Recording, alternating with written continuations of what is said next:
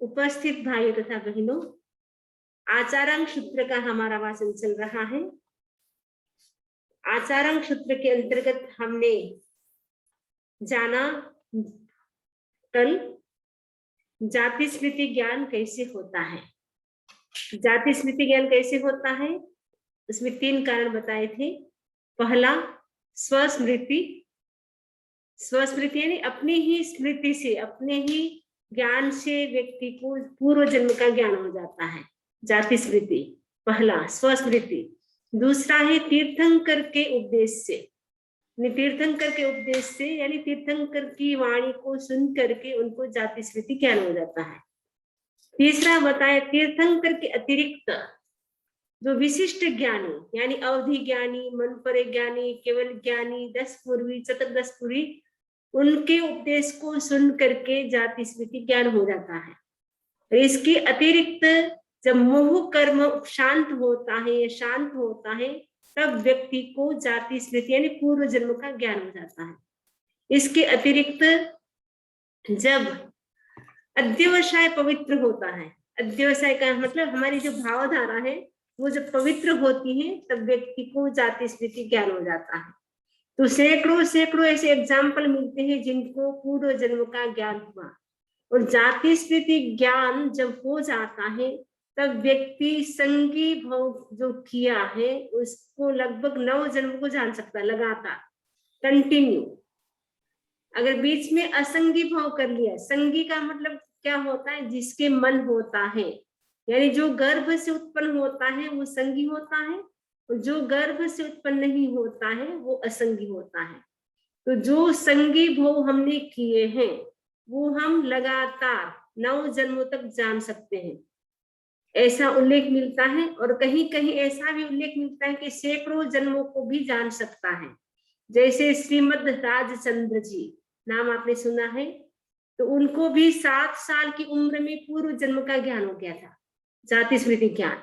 तो उन्होंने लगभग 900 जन्म को जाना, यानी पास्ट में जो उन्होंने 900 भव किए थे उनको जान लिया कि मैं इससे पहले क्या था, इससे पहले क्या था, ऐसे करके 900 जन्म को उन्होंने जान लिया। तो जाति स्मृति ज्ञान वाले कई बोलते हैं कि 9 जन्म जान सकते हैं, लेकिन श्रीमद राजचंद्र जी की जो बुक थी उसमें मैंने पढ़ा था कि उन्होंने 7 साल की उम्र में जाति स्मृति ज्ञान को प्राप्त किया था और 900 जन्मों को उन्होंने देखा था। तो जाति स्मृति ज्ञान का हमने कल पढ़ा और सुना। और भगवान महावीर स्वामी ने तो अनेक लोगों को जाति स्मृति ज्ञान कराया था, जैसे मेघ कुमार का एग्जाम्पल कल मैंने दिया था। इसके साथ साथ चित्र संभूत है, उनको भी जाति स्मृति ज्ञान हो गया था। और इक्षुका राजा और उनके साथ जो उनकी पत्नी कमलावती थी उनको भृगुपुत्र, उनके जो 2 पुत्र थे उनको भी जाति स्मृति ज्ञान हो गया था। ऐसे सैकड़ों एग्जाम्पल मिलते हैं जिनको जाति स्मृति ज्ञान हुआ था। वो जाति स्मृति ज्ञान कैसे होता है वो आपने जाना। आज हम पढ़ेंगे उसके कल हमने दूसरे सूत्र में पढ़ा था क्रिया, क्रिया के बारे में। क्रिया का मतलब है करना, कराना, अनुमोदन करना, यानी मैं करती हूँ, मैं करवाती हूँ और मैं उसका अनुमोदन करती हूँ।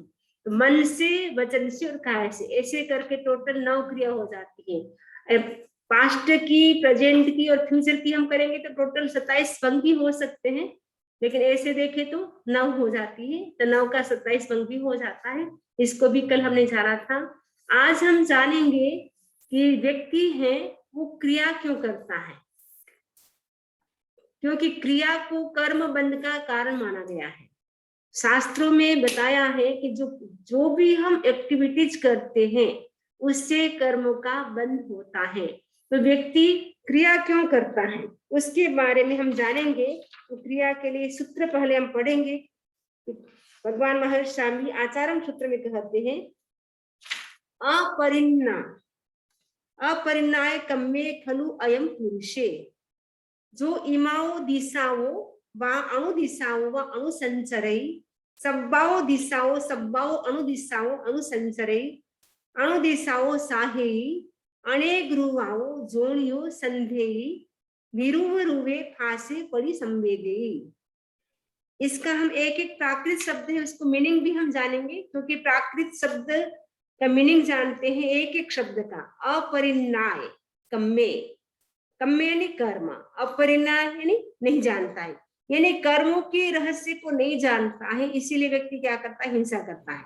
यानी हिंसा क्यों करता है? यदि आपको पता हो कि इस कर्म का रिजल्ट ये मिलेगा तो शायद आप ये काम नहीं करेंगे, लेकिन हमें पता नहीं कि इस कर्म का रिजल्ट हमें क्या मिलेगा। व्यक्ति जब कर्म को नहीं जानता है, कर्म के रहस्य को नहीं जानता, सीक्रेट को नहीं जानता है, तब व्यक्ति क्या करता है, हिंसा करता है। तो पहली बात बताई अपरिणाय कम्मे, कर्म के रहस्य को नहीं जानता है। दूसरी बात है खलु का मतलब निश्चय रूप से, अयम का मतलब यह, पुरुष का मतलब है पुरुष भी होता है, पुरुष का मतलब जीव भी होता है, आत्मा होती है। तो यहाँ पुरुष का मतलब है आत्मा, जीव। साहे मैंने करेला कर्मो साथे जाए छे, मैंने जो भी हम कर्म करते ये अपना साथे जाए छे, वो अपने साथ जाता है। मैंने जैसे भी आपने कर्म किए, अच्छे कर्म किए तो भी साथ जाएंगे, बुरे कर्म किए तो भी साथ जाएंगे। सारा અને ખરાબ બંને કર્મ આપણી સાથે જાય છે। अनेक रूपाओं, अनेक प्रकारनी यानी अनेक प्रकार की, जोनियों का मतलब योनियों में, संदेह का मतलब वो प्राप्त करता है, यानी अनेक प्रकार की योनियों को वो प्राप्त करता है। कौन करता है? जो कर्म के रहस्य को नहीं जानता है, यानी इस कर्म का क्या फल होगा, वो जो कर्म का रहस्य है उसको नहीं जानता है, तब व्यक्ति क्या करता है, अनेक प्रकार के वो कर्म करता है, जिसके कारण वो अनेक प्रकार की योनियों में परिभ्रमण करता है। जैन दर्शन में 84 लाख योनियां मानी गई है, 84 लाख योनियां। तो 84 लाख योनियों में से किसी भी योनि में वो उत्पन्न हो सकता है।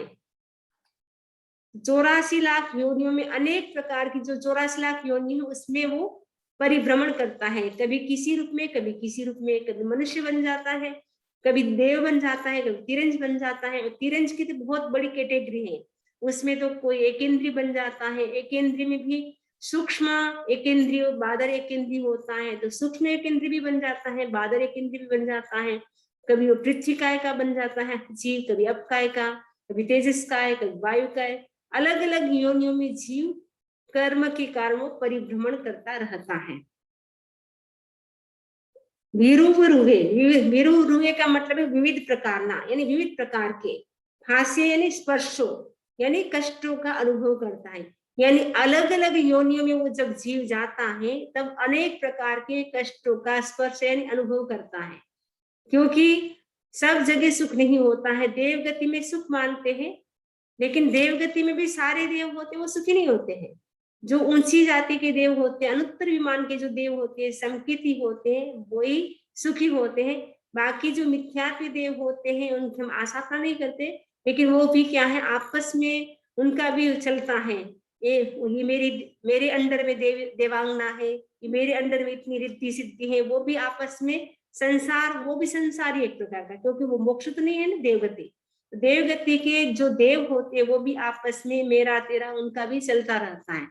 और सम्यक देव होते हैं वो अपने स्वाध्याय में लीन रहते हैं, वो उसमें नहीं उलझते हैं, सम्यक देव होते हैं। लेकिन जो मिथ्याति देव होते हैं वो उसमें उलझे रहते हैं, जिसके कारण वापस देव गति से भी वो नीचे आ जाते हैं। यानी इवन देव गति के जीव एक इंद्रिय में भी आ सकते हैं।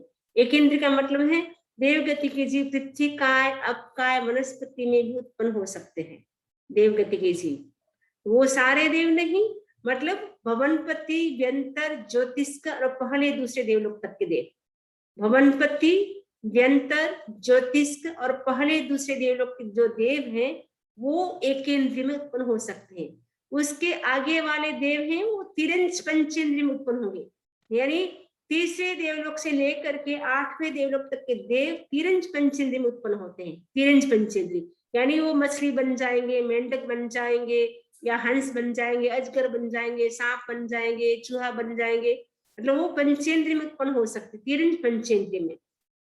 यानी तीसरे देवलोक से लेकर के 8वें देवलोक तक के देव वो तिरंज पंचेंद्रिय में उत्पन्न हो सकते। ऐसे तो 1 से 8 देवलोक के देव मनुष्य में भी उत्पन्न हो सकते हैं, तिरंज में भी उत्पन्न हो सकते हैं, लेकिन ऐसे बताया गया कि भवनपति, व्यंतर, ज्योतिष और पहला दूसरा देवलोक वाले देव एक इंद्रिय में भी उत्पन्न हो सकते हैं। मनुष्य तिरंज तो बन ही सकते, लेकिन एक इंद्रिय में भी वो जा सकते हैं। ऐसा मतलब उनकी आसक्ति होती है वही उत्पन्न हो जाते हैं।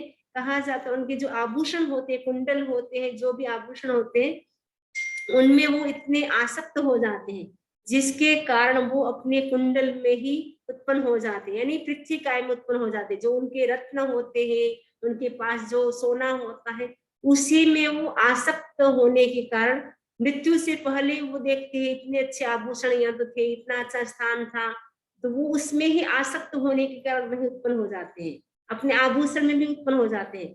कभी कभी जो ज्योतिष के देव होते हैं बावड़ी में स्नान करने के लिए जाते हैं, वो जो बावड़ी का जो पानी होता है वो उनको बहुत अच्छा लगता है, उसी समय उनकी मृत्यु हो जाती है तो पानी में उत्पन्न हो जाते हैं, मछली के रूप में या अजगर के रूप में या किसी भी रूप में वो पानी में उत्पन्न हो जाते हैं, और या स्वयं खुद ही पानी बन जाते हैं। वो मान लो किरण पंचेंद्री बन गए तो वो मछली अजगर के रूप में हो जाएंगे।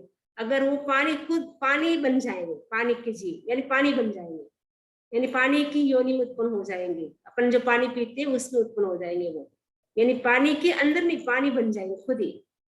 जैसे डायमंड है वो पृथ्वी का के जीव हो गए, वैसे ही वो पानी के जीव बन जाएंगे।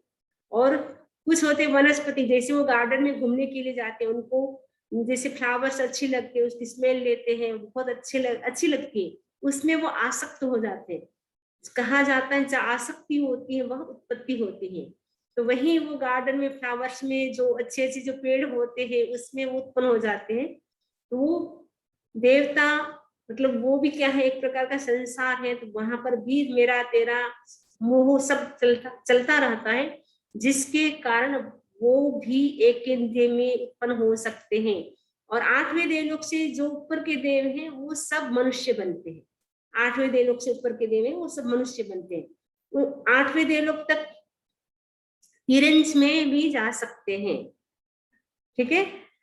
और आठवें देवलोक से ऊपर के देव सब मनुष्य ही बनेंगे, और आठवें देवलोक से ऊपर के जो भी देवता होते हैं वो सब मनुष्य से ही आते हैं और मनुष्य में जाते हैं। और भवनपति यंत्र ज्योतिष का वैमानिक जो पहला दूसरा देवलोक यानी 8 देवलोक तक के जो देव हैं वहां तिरंज गति के जीव आ सकते हैं। तिरंज गति में वो तिरंज पंचेंद्रिय वाले जीव ही देव बन सकते हैं। मनुष्य तो बनते ही है लेकिन वो भी तिरंज पंचेंद्रिय वाले जीव भी बन सकते हैं। जैसे चंडकोशी का उदाहरण आता है, चंडकोशी के हैं वो 8वें देवलोक में गया। मेंढक है जो नंदन मणियार का जो जीव था, मेंढक था पूर्व जन्म में, तो मेंढक का जो जीव है वो भी अच्छी भावना थी क्योंकि वो भगवान महावीर स्वामी के दर्शन करने के लिए जा रहा था।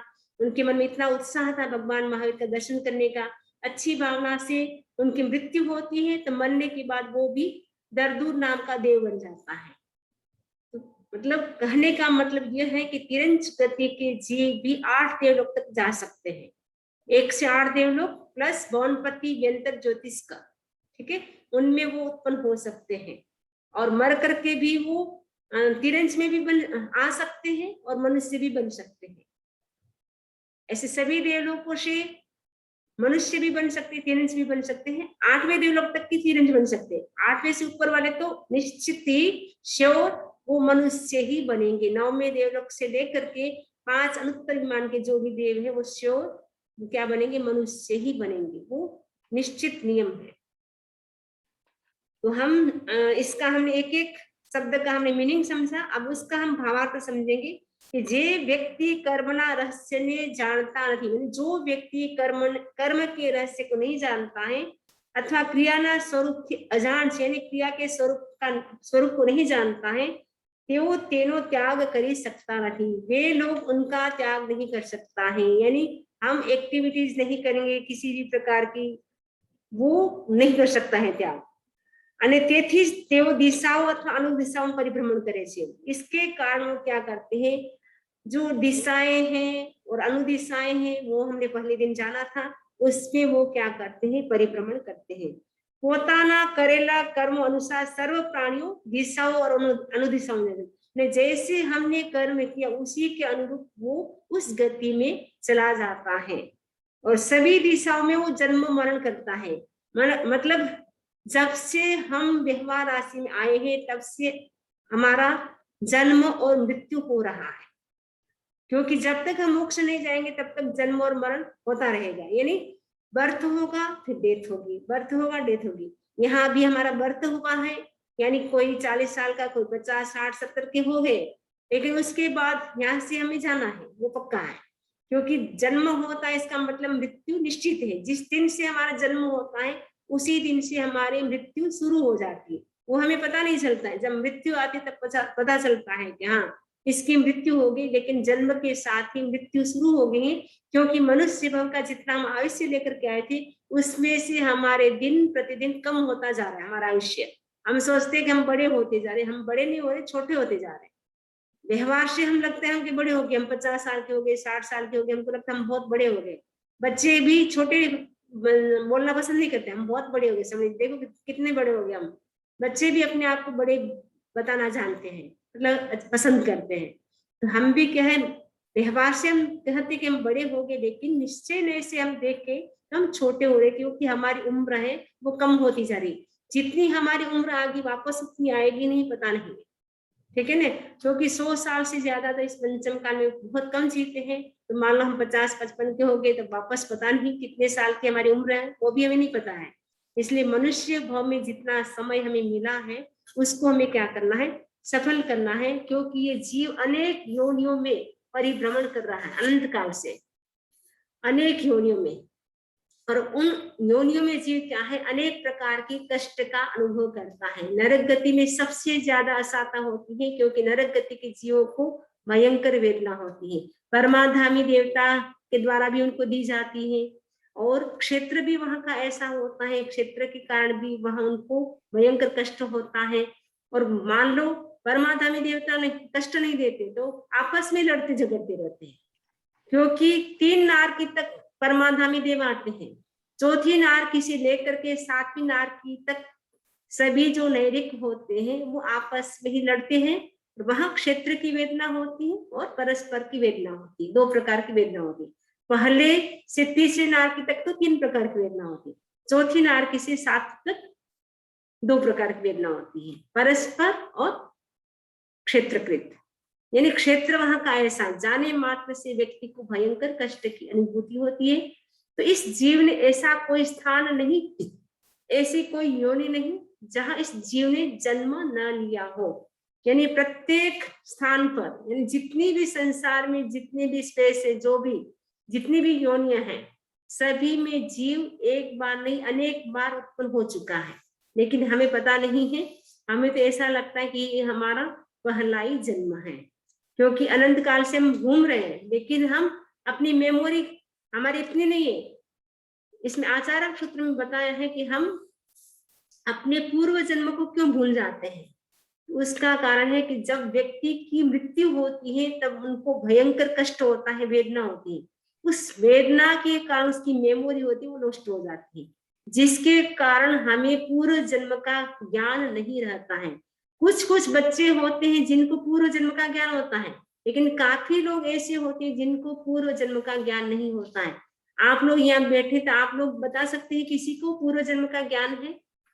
हाथ खड़ा कर सकते हैं? नहीं है। इसका किसी ने हाथ खड़ा नहीं किया, इसका मतलब किसी को भी पूर्व जन्म का ज्ञान नहीं है। क्योंकि जब व्यक्ति की मृत्यु होती है उस समय भयंकर वेदना होती है। उस कष्ट के कारण, वेदना के कारण हमारी जो मेमोरी होती है वो नष्ट हो जाती है। इसीलिए हमें याद नहीं रहता है कि हम पूर्व जन्म में क्या थे, कहाँ से आए हैं, वो हमें याद नहीं रहता है। क्योंकि वो मृत्यु के समय इतना कष्ट होता है। जन्म के समय तो करोड़ गणी वेदना होती है, लेकिन मृत्यु के समय तो करोड़ी वेदना होती है, भयंकर वेदना होती है मृत्यु के समय। किसी किसी की मृत्यु पीसफुल होती होगी भाई, लगभग जब मृत्यु का टाइम होता है, क्योंकि आत्मा और शरीर जो सोल है, हमारी बॉडी, दोनों को अलग होना होता है। उस समय दोनों में आपस में क्या है, युद्ध चलता रहता है। तो उस समय भयंकर कष्ट होता है। जब मृत्यु होती है उस समय जीव को भयंकर वेदना होती है, जिसके कारण उसकी मेमोरी नष्ट हो जाती है। उसके बाद है कि व्यक्ति है वो हिंसा क्यों करता है। तो हिंसा के क्या कारण है जिससे व्यक्ति को हिंसा करना पड़ता है? तथ्य खलु भगवया परिन्नाया पवेया इमस्य चेव जीवियस्य परिवंदन माणन पूर्णाय जाई मरण मोयणाय दुख पड़ी घाये हठम एयावंती सब्बावंती लोगंसी कम्म समारंभा परिजाणी इब्बा भवंती। इसमें बताया है कि व्यक्ति है वो हिंसा क्यों करता है, कोई ना कोई रीजन तो होना चाहिए ना हिंसा करने का।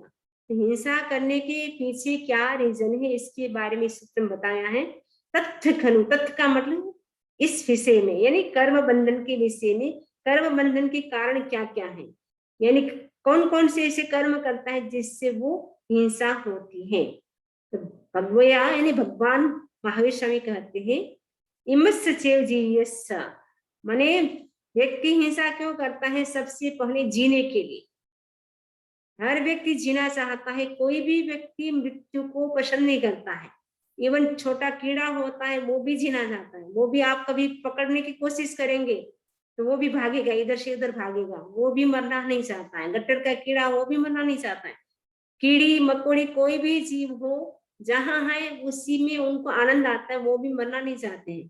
तो व्यक्ति हिंसा क्यों करता है, पहली बात बताई आचार्य सूत्र में कि जीवी यस्स यानी जीने के लिए व्यक्ति हिंसा करता है। दूसरी बात बताई परिबंधन यानी मारण। मारण का मतलब होता है मान के लिए, यानी मेरा रेस्पेक्ट हो। जहां रेस्पेक्ट नहीं होता है तो व्यक्ति क्या करता है, हिंसा करता है। तो हिंसा का दूसरा कारण बताए मानन, यानी सम्मान के लिए, मेरा रेस्पेक्ट हो उसके लिए व्यक्ति हिंसा करता है। दूसरी बात, तीसरी बात बताई यश के लिए,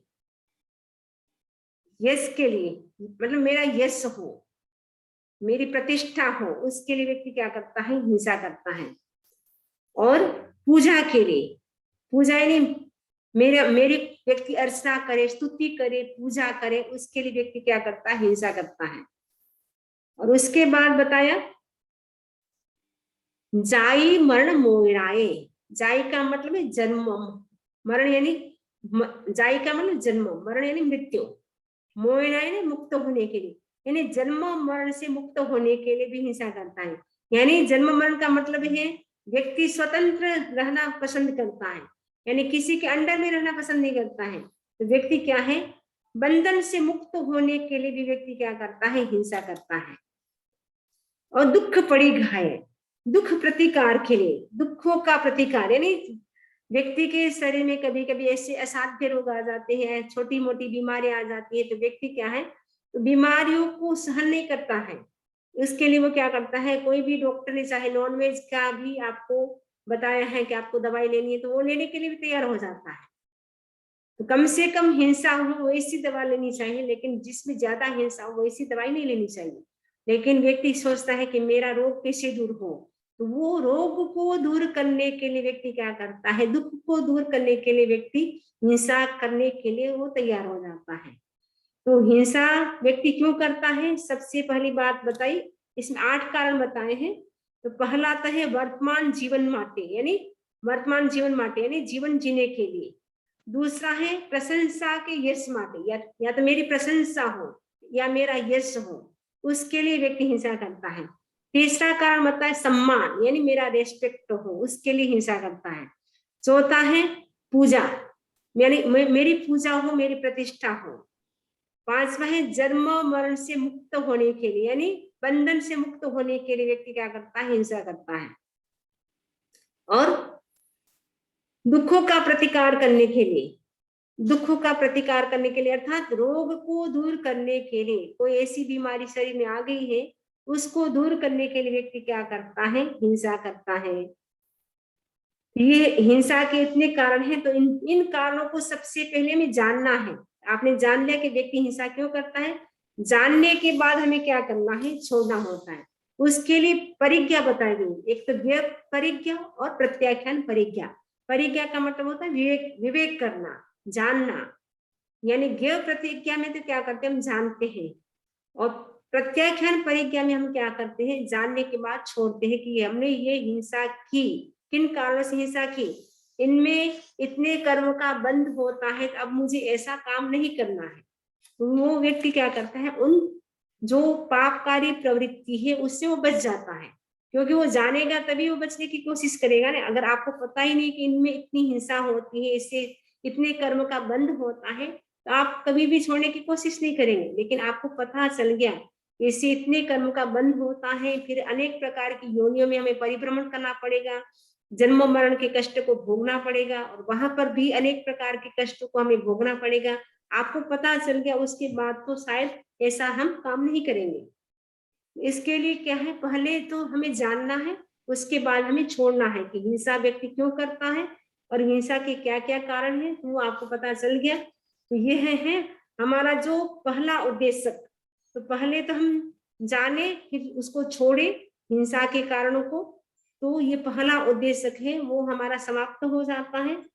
तो पहला उद्देश्य में हमने समझा कि व्यक्ति हिंसा क्यों करता है और उसके कितने कारण हैं, उन कारणों की हमने चर्चा की। आगे हम दूसरे उद्देश्य में षड्जीव निकाय का वर्णन आएगा। षड्जीव निकाय का यानी पृथ्वी काय, अपकाय, तेजस्काय, वायु का, वनस्पति का, तिरस्कार, उनका वर्णन आएगा डिटेल से।